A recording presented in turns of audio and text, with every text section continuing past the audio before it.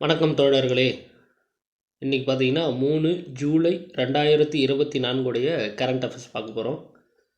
வாங்க வீடியோக்குள்ளே போகலாம்.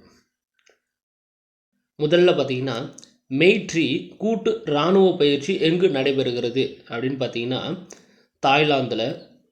இந்த மெய்ட்ரி கூட்டு இராணுவ பயிற்சி யாருக்கு இடையே நடைபெறுகிறது அப்படின்னு பார்த்தீங்கன்னா இந்தியா மற்றும் தாய்லாந்து இந்த 2 நாடுகளுக்கு இடையே தான் பார்த்தீங்கன்னா மெய்ட்ரி என சொல்லக்கூடிய கூட்டு இராணுவ பயிற்சி பார்த்திங்கன்னா நடைபெறுகிறது.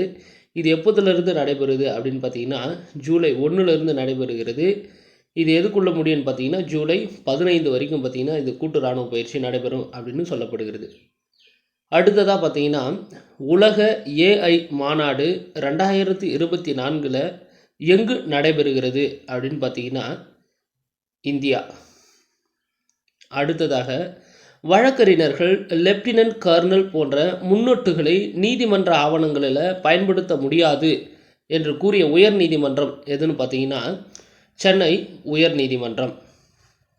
அடுத்ததாக பார்த்தீங்கன்னா தமிழ்நாடு சட்டமன்றம் மாநில எஸ்சி மற்றும் எஸ்டி ஆணைய தலைவர்களின் வயது வரம்பை 70லிருந்து 75ஆக உயர்த்தும் திருத்தத்தை பார்த்திங்கன்னா அங்கீகரித்துள்ளது.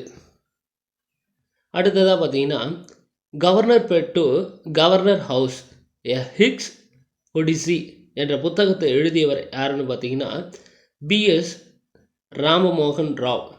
இவர் யாருன்னு பார்த்தீங்கன்னா தமிழக முன்னாள் ஆளுநராக பார்த்தீங்கன்னா பதவி வகித்தவர். அடுத்தது பார்த்தீங்கன்னா மீன் உருவம் பொறித்த பானை ஓடுகள் எங்கு நடைபெற்ற அகழ்வாய்வில் கண்டெடுக்கப்பட்டுள்ளது அப்படின்னு பார்த்தீங்கன்னா கீழடி. கீழடி எங்கே இருக்குதுன்னு பார்த்தீங்கன்னா சிவகங்கை மாவட்டத்தில் இருக்குது. இந்த கீழடியில் நடக்கக்கூடிய அகழ்வாய்வு பார்த்திங்கன்னா 10வது கட்ட அகழ்வாய்வு அப்படின்னு சொல்லப்படுகிறது. அடுத்தது பார்த்திங்கன்னா எஸ்பிஐ வங்கியின் தலைவராக தேர்ந்தெடுக்கப்பட்டவர் யாருன்னு பார்த்தீங்கன்னா சல்லா சீனிவாசுலு செட்டி.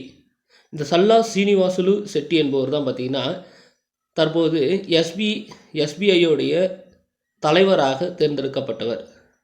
அடுத்தது தேசிய பாதுகாப்பு துணை ஆலோசகராக நியமிக்கப்பட்டவர் யாருன்னு பார்த்தீங்கன்னா டிவி ரவிச்சந்திரன் அவர்கள். இவர் கூட பார்த்தீங்கன்னா பவன் கபூர் என்பவரும் பார்த்தீங்கன்னா நியமிக்கப்பட்டிருக்கிறாரு. அடுத்தது டிஎன் ரைஸ் திட்டத்தை தொடங்கி வைத்தவர் யாருன்னு பார்த்தீங்கன்னா உதயநிதி ஸ்டாலின் அவர்கள். இது எதற்கான திட்டம் அப்படின்னு பார்த்தீங்கன்னா தொழில் முனைவோராக விரும்பும் மகளிருக்கு எல்லா வகையிலும் உதவி செய்யும் வகையில் தொடங்கப்பட்ட திட்டம் தான் பார்த்திங்கன்னா இந்த டிஎன் ரைஸ் திட்டம். இந்த டிஎன் ரைஸ் அப்படின்னா ஃபுல் ஃபார்ம் பார்த்திங்கன்னா தமிழ்நாடு rural incubator and start up enabler என்பது தான் பார்த்திங்கன்னா இதோடைய முழு விரிவாக்கம்.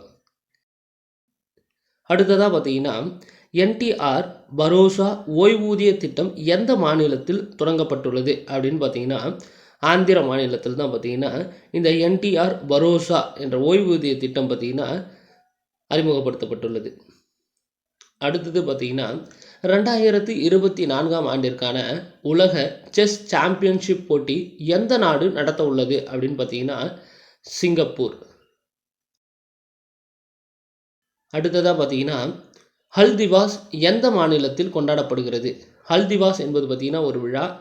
அது எங்கே கொண்டாடப்படுகிறது அப்படின்னு பார்த்தீங்கன்னா ஜார்க்கண்ட் மாநிலத்தில். இது எதற்காக அப்படின்னு பார்த்தீங்கன்னா பழங்குடி தலைவர்களான சித்து மற்றும் கனு அவர்களுடைய நினைவு நாளை பார்த்தீங்கன்னா ஒரு விழாவாக கொண்டாடுறாங்க. ஆண்டுதோறும் பார்த்தீங்கன்னா ஜூன் 30ஆம் நாள் பார்த்தீங்கன்னா இந்த ஹல்திவாஸ் அப்படின்ற விழா பார்த்தீங்கன்னா கொண்டாடி வருகின்றன. அடுத்ததாக பார்த்தீங்கன்னா நிகழ்வாண்டில் பிரதமரின் பயிர் காப்பீட்டு திட்டம் எத்தனை கோடியில் செயல்படுத்தப்படும் என்று நிதிநிலை அறிக்கையில் தெரிவிக்கப்பட்டுள்ளது அப்படின்னு பார்த்தீங்கன்னா 1775 கோடி.